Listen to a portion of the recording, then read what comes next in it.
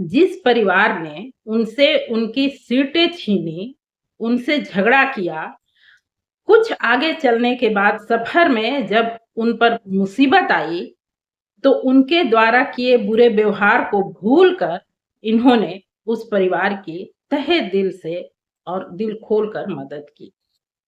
ओम साईं राम दोस्तों, साईं कथाएँ में आपका स्वागत है। आइए आज बाबा की कथा तो हम सुनते ही आए हैं, पर साईं भक्त की नम्रता, साईं भक्त की जो एक अलग स्वभाव हो जाता है, उस बात पर एक बेहद सुंदर कहानी सुनते हैं। ये कथा मैंने ली है साईं बाबा के उदी के चमत्कार से। मैं नहीं जानती ये जिस परिवार की कथा है, वो लोग अब कहाँ हैं, पर जहाँ भी हो साईं उन पर अपनी कृपा बनाए रखे।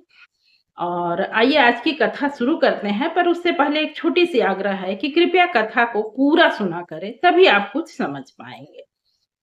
चलिए कहानी शुरू करते हैं। ये जिनकी भी कहानी है, उन्होंने अपना नाम तो नहीं लिखा है, पर बस इतना जब लिखा है, ये 2004 की घटना है और वो परिवार उन्होंने जैसा लिखा है, वो महिला द्वारा लिखी गई है कि मैं अपने पति और अपनी बेटी, जो कि बेटी उनकी थोड़ी छोटी ही थी।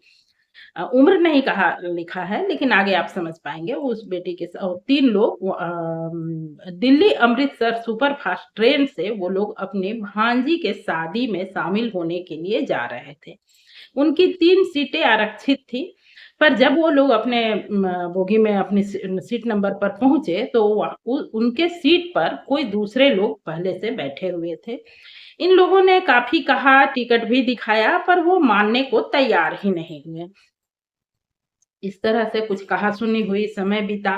बाद में टीटी वगैरह के आने के बाद में वो सारी बातें क्लियर हुई। मतलब वो माने, जान तो रहे ही थे, पर उनकी होता है कुछ लोग अक्खड़पन दिखाते हैं, तो फिर उन लोगों ने सीट छोड़ी। और ऐसा था कि वो भी पूरा परिवार था, उस परिवार में 6 लोग थे और उनकी सीटें कम थी, इसलिए वो लोग इस तरह का व्यवहार कर रहे थे। इन्हीं के सीट के आस-पास उनकी भी सीटें थी, पर ये 3 सीट उनकी नहीं थी, जिसे वो ज़बरदस्ती कब्ज़ा करने का प्रयास कर रहे थे। खैर बाद में उन्होंने सीट छोड़ा और ये जिनकी ये कथा है, वो अपनी सीट पर वो लोग अपना बैठे।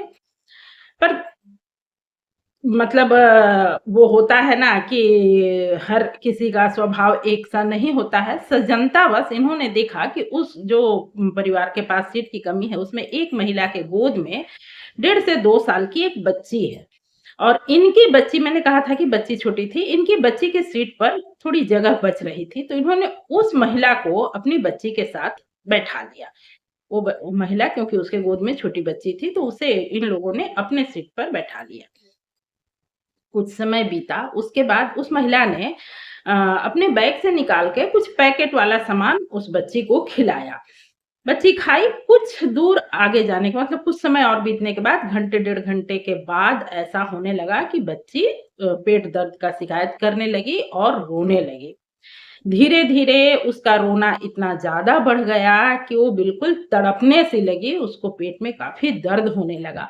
उनके पास ऐसा कोई दवा मौजूद नहीं था सफ़र में कि हाँ, वो कुछ करे, वो जो कर सकते थे, थोड़ा-सा गर्म पानी माँग करके पिलाना, पेट सहलाना, पेट को गर्म पानी से थोड़ा-सा जितना वो जैसा कर पाएँ, जो जो उनसे बन पड़ा, वो उनके साथ के परिवार के जितने भी सदस्य थे, सभी लोगों ने उपाय किया, पर वो बच्ची का तड़पना कम नहीं हो रहा था।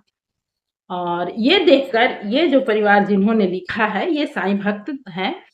तो इन्होंने उस महिला से पूछा कि मेरे पास साईं बाबा की उदी है, आप यदि कहें तो मैं इस बच्ची को दे सकती हूँ।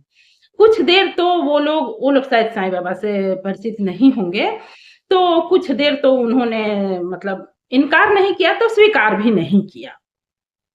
इस तरह से किसी अनजान व्यक्ति का बिना स्वीकृति के छोटे बच्चे को कुछ देना भी आज के समय में ठीक नहीं है, तो वो संकोचवश चुप रह गए वो लोग।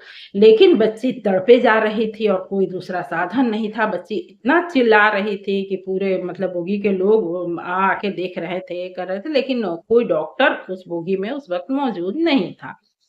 थोड़ी देर के बाद जो महिला जिन महिला ने लिखा है, उन्होंने कहा कि मुझसे बिल्कुल बर्दाश्त नहीं हुआ। मैंने बाबा का नाम लिया और उन महिला के कुछ भी कहने के मतलब चिंता किए बगैर मैंने अपने पर्स से ऊदी निकाली। देखिए साईं भक्त का ये नियम ही है कि वो कहीं भी जाएँ उनके पास ऊदी तो होती है, उनके पास भी थी।